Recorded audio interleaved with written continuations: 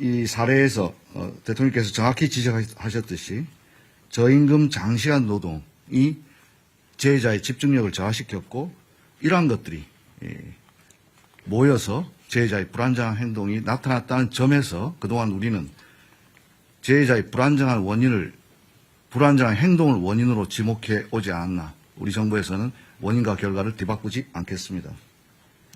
또한 교체가 시급한 노후 장비, 특히 그날도 회전체 윤활유가 자동으로 분사되어야 함에도 불구하고 오랫동안 방치되었던 것을 재해자께서 수동으로 공급하다가 사망사고에 이르렀습니다. 왜 이런 투자가 적게 이루어지지 않았나? 이것은 결국 지배구조와 연관이 있다고 생각됩니다. 권한과 책임에 분산되어 있었기 때문에 현상 사장은 어찌 보면 흔히 하는 말로 권한 없는 사장이 아니었나 하는 생각이 듭니다. 두 번째로는 재해가 발생해도 기업의 실질적인 손실이 크지 않는, 즉 재해 발생을 비용으로 환치했을 때도 기업 차원에서는 크지 않다는 인식이 팽배한 게 아닌가 생각됩니다. 중대재해처벌법이 도입되어서 경각심은 제고되었지만 현장에서는 오히려 최고위 경영 책임자는 회피하려는 법률 컨설팅에 의존하고 실질적인 감소책이 나타나는 것은 줄어들지 않는 이유는 거기에 있지 않나 생각됩니다. 또한 이 중대재해처벌법 수사 판결이 상당 시간 소요되기 때문에 또 손방망이 처벌이라는 것도 있고 또 한편 기업에서는 불확실성이 길어짐으로써 불만도 있는 것도 사실입니다. 일각에서는 중대재해처벌법이 대형 로펌만 좋아졌다는 자주 섞인 이야기도 있습니다. 이런 차원에서 중대재해처벌법의 실효성 강화 방법 필요하다고 생각됩니다. 세 번째로 지시와 개통의 불확실성이 야기하는 기업의 경영 방식입니다. 개통은 단순화되어야 되고 지시는 정확해야 됩니다. 그래야만 안전이 확보되는데 이러한 지배구조의 다단계 구조 속에서 개통은 복잡해졌고 지시의 책임자는 불분명해졌습니다. 이런 문제 근본적으로 발본색원하겠습니다. 마지막 지난 정부에서 대책이나 집행 과정이 전면적으로 재검토가 필요하다고 생각됩니다. 사람의 안전 생명보다는 오히려 경영 여건을 우선시하는 경향이 있었지 않았나 생각됩니다. 향후 대책입니다. 이재명 정부에서는 근본적으로 중대재해에 대한 대책의 정부의 근본적인 패러다임을 전환하고자 합니다. 이를 위해서는 그동안 기업에 대한 책임 의무를 강화하는 것과 함께 실제 당사자인 노동자들이 보호의 객체가 아니라 자신들이 나서서 예방을 하는 주체로 만들기 위한 인식전환과 제도 개선이 시급합니다. 아무리 정부에서 행정력을 동원해서 지도 감독한다 하더라도 사후적인 처벌로 될 가능성이 높기 때문에 예방하기 위해서는 당의 당사자가 가장 잘 압니다. 이것이 바로 일터 민주주의입니다. K민주주의의 완성은 일터 민주주의에서 확보된다고 생각합니다. 따라서 사고 예방에 가장 최전선에 있는 노동자들이 알 권리, 참여할 권리, 피할 권리를 보장함으로써 사전에 이들이 위험 요소를 알고 그러면 개선할 것들을 노사가 함께 논의할 수 있는 참여의 권리를 보장하고 그럼에도 불구하고 발생되는 불의의 사고에 대해서는 피할 권리를 보장하겠습니다. 다음입니다. 안전을 비용으로 생각하지 않도록 충분한 안전재원이 확보될 수 있는 제도적 장치가 시급합니다. 특히나 건설 현장에서 만연하고 있는 불법 하도급, 무분별한 재하도급 근절을 위한 제도 개선을 관계부처와 협의해야 된다고 생각합니다. 공기단축을 이유로 사람이 죽어서는 안 됩니다. 표준도급계약서 개정하겠습니다. 건설업에서 산업안전보건관리비 계상 의무도 원청해 주겠습니다. 제가 지난주 남양주 건설 현장 갔을 때 안전난간 지적했는데 이런 것들이 원청 발주자에서 처음에 포함이 안 돼 있었습니다. 원청으로부터 지급받아서 모두 설치 완료됐다고 보고받았습니다. 다음입니다. 사망사고 발생 시 실질적인 제재가 가능한 방식을 고민하겠습니다. 형사적 처벌과 함께 징벌적 손해배상 등 경제적 제재, 그리고 공공 입찰의 참가를 제한하거나 영업정지 등 병행 검토하고요. 아까 말씀드렸던 복잡한 지배구조, 거버넌스에 대해서 실질적 책임 있는 자, 권한 있는 자에게 책임을 묻도록 하겠습니다. 자료에는 나와 있지 않지만 싱가포르 사례, WHS라고 하는 범정부적 싱가포르도 2005년 당시만 하더라도 저희들과 같은 상당히 높은 산업재해 나라였습니다. 하지만 지금 세계적으로 가장 안전한 나라가 되고 있는데요. 거기에서는 이러한 노동자들의 권리 보장과 함께 실질적 책임자에 대한 처벌 더하기 실질적인 제재, 예를 들자면 벌점을 많이 받았을 때는 이주 노동자의 취업을 제한한다든지 이러한 조치들을 통해서 지금 현재 전 세계적인 안전한 나라가 되고 있습니다. 싱가포르 사례 적극 참조해서 제도 개선에 나서겠습니다. 무분별한 위험의 외주화 제한할 수 있도록 원청 책임을 강화하겠습니다. 적격 수급인이라고 하는 선정 기준을 강화해서 적격자가 아닌 자가 수급받을 수 없도록 하겠습니다. 특히 공공부문부터 위험작업 재하독을 금지하고 불가피하게 할 때는 반드시 승인을 실시하도록 신설을 하겠습니다. 마지막으로 대통령께서 지시하신 산업안전감독관 증언 지방자치단체와 협업을 잘 진행하되 단순한 숫자 증가만 그치지 않고 이들에게 실질적 권한과 함께 책임을 뒤에 병기시킴으로써 실질적인 산업안전 지도가 될 수 있도록 하겠습니다. 예컨대 근로감독관들이 지금 많이 있지만 집단적 노사관계 업무까지 하고 있습니다.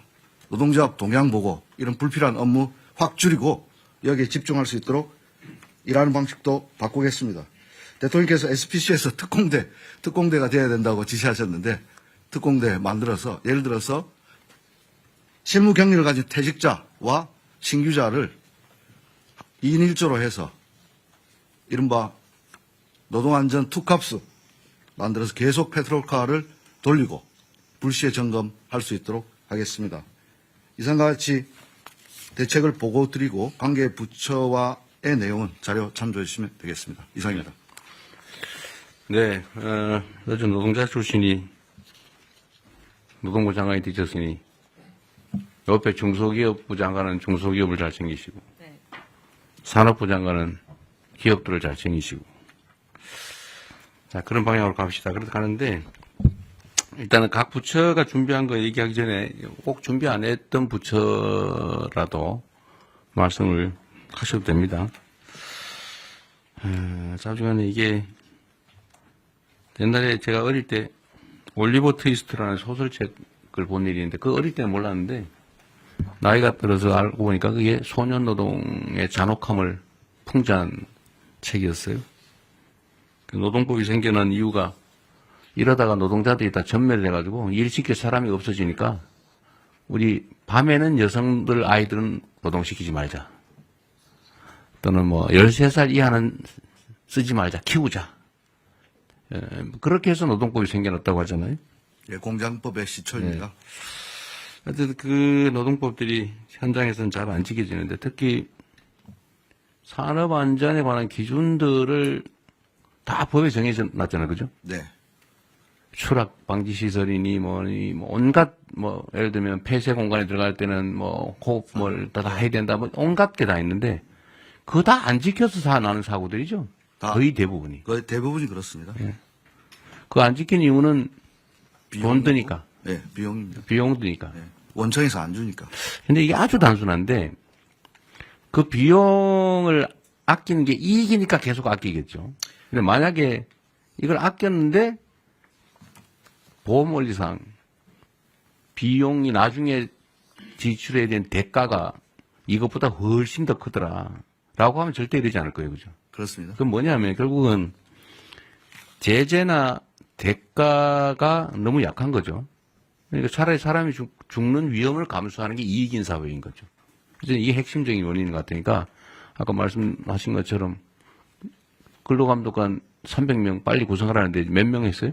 지금 300명 이미 구성되어 있습니다. 구성됐어요? 네, 150 산업안전공단 단속은 나가고 있어요? 매주 나갑니다. 매주? 매일 나가야지 왜 매주 나갑니까? 아, 저는 매주 나갑니다. 아, 본인은 매주 나가시고요. 어쨌든 불시 단속은 계속 하고 있는 거죠? 그렇습니다. 언제 저도 한번 같이 가면 좋겠어요. 고맙습니다. 네. 어쨌든 사람 목숨을 지키는 특공대다 이렇게 생각하고 네. 정말로 철저하게 단속해야 됩니다. 직을 걸겠습니다. 네, 진짜로. 이번에 이거 해가 상당 기간이 지나도 산재가 안 줄어들면 진짜 직을 거십시오. 그렇게 하겠습니다. 보호의 객체에서 예방 주체로 이거 아주 재밌는 아이디어 같습니다. 그러려면 사실은 노동자들의 단결된 역량이 되게 중요한데 그죠? 네. 노동조합도 조직 방해나 이런 것들은 요새 별로 없는 것 같긴 하던데. 하여튼 아직까지는 그런. 노동자들이 혼자 이런 문제를 해결하기는 어렵기 때문에 같은 입장에 있는 노동자들끼리 연합할 수 있게 단결할 수 있게 하는 게 중요한 과제인 것 같습니다. 노동자들의 조직률은 좀 올라가고 있나요? 지금 현재 12% 어간에서 정체되어 있는. 한 10년 만에 1% 올랐군요. 네, 그렇습니다. 그래도 오른 게 어디인가 싶긴 하네요. 이게 제일 핵심은 그거 같습니다. 실질적 제재. 그러니까 이게 안전조치를 안 하고 사고가 나면은 안전조치를 안 함으로써 생기는 이 비용 절감보다 훨씬 더 큰 지출이 있다. 네. 라는 걸 확실하게 제도화하면 네. 사고 안 나게 미리 열심히 하겠죠. 네. 그래서 결국 그게 문명 국가일 것 같아요. 맞습니다. 이 중대재해처벌법 말씀 잠깐 드리면 중대재해처벌법에 우리가 처음에 아이디어를 얻었던 것이 영국에 제정됐던 기업살인법이라 해서 법인에 대한 제재를 그러긴 한데 이게 저는 재계에서 중대재해처벌법 이거 자꾸 문제 제기하던데요. 네. 사실 저는 이게 그렇게 실효적인가 하는 의문이 있긴 해요. 네네. 대부분 집행유예 정도로 끝나는 데다가 그 실질적 경영주, 그러니까 이런 안전조치를 하지 않음으로써 이익을 얻는 주체하고 실제 처벌받는 주체가 많이 괴리돼 있죠. 네, 그렇습니다. 예를 들면 실제 이익은 예를 들면 회장이 보는데 그렇습니다. 최대로 해야 사장이 책임지는. 네네. 사장은 실제로 고용인데. 네. 그러니까 별로 효과가 없는 거죠. 실효성 제고 방안을 검토하겠습니다. 근데 이게 저는 형사처벌은 별로 좋은 아주 결정적인 수단은 못 되는 것 같고 맞습니다. 지출이 늘어나게 만들어야 될 것 같아요. 네. 제재도. 네. 그러니까 아까 말씀하신 징벌배상. 네. 그러니까 똑같은 상습적, 반복적 사망사고가 발생한다. 네. 뭐 한 번 우연히 발생한 거라면 모르겠는데 똑같은 현장에서 똑같은 원인으로 똑같은 시기에 똑같은 방식으로 이거는 사실은 거의 고의에 가까운데 이런 경우는 징벌배상을 도입을 하는 것도 한번 고려해 볼 필요는 있죠. 검토하고 있습니다. 아, 그래요? 네. 여기 자료에 없는데 갑자기 말씀하셔가지고 여기 지금 보면은- 바로 생각했나? 아니요. 여기 보면은. 뒤에 있어요? 네. 알겠습니다. 예. 그런 거라든지 과징금이라든지 고액의 과징금 사실 경제적 제재를 가해야 실제 예방을 하기 위해 나서지 않을까. 이익과 손실, 자본주의 이게 중요하잖아요. 네. 계산이 중요하니까 그것도 한번 고려해야 될 것 같고요.